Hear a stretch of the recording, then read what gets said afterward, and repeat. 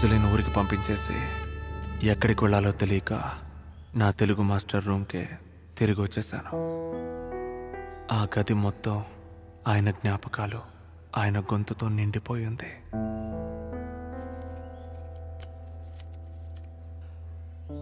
కొంతకాలం దూరమైన దారుణమైన చావు మళ్ళీ నా జీవితంలోకి ప్రవేశించింది. మరణం వెంటాడే జీవితం. అంజలి ఇచ్చిన అడ్రస్తో తనని వెతుక్కుంటూ వెళ్ళాను.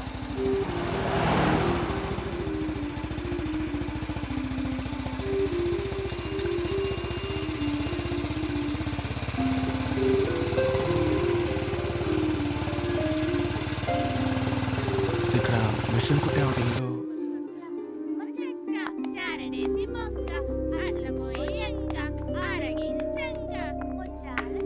రా బాబు, కూర్చో.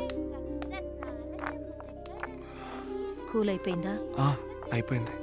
ఆయన మహారాజులా వెళ్ళిపోయాడు మమ్మల్ని ఇలా వదిలేసి. ఈ పిల్లేమో 2 రోజులుగా పచ్చి మంచినీళ్ళు కూడా ముట్టుకోవడం లేదు. నేనేం చెప్పినా వినిపించుకోవడం లేదు. నువ్వైనా కాస్త తనతో మాట్లాడు బాబు. ఎక్కడుంది? లోపలే ఉంది.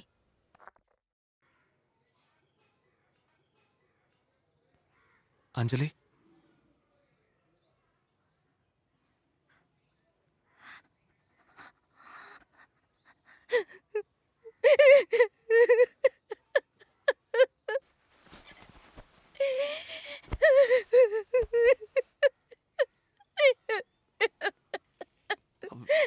అంజలి, నా మాట విను.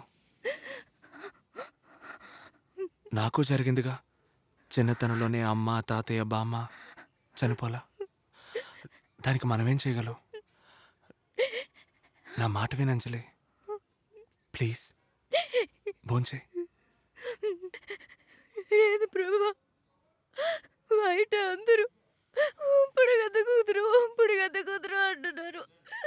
చాలా బాధగా ఉంది. వాళ్ళని వదిలే. నీకు ఇప్పుడే తెలుసు మా అమ్మ ఉంపుడు గద్దని. నువ్వు నా గురించి ఏమనుకోవడం లేదు కదా? పిచ్చి.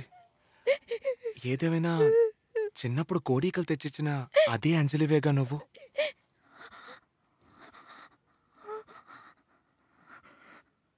నిజంగానే చెప్తున్నావా?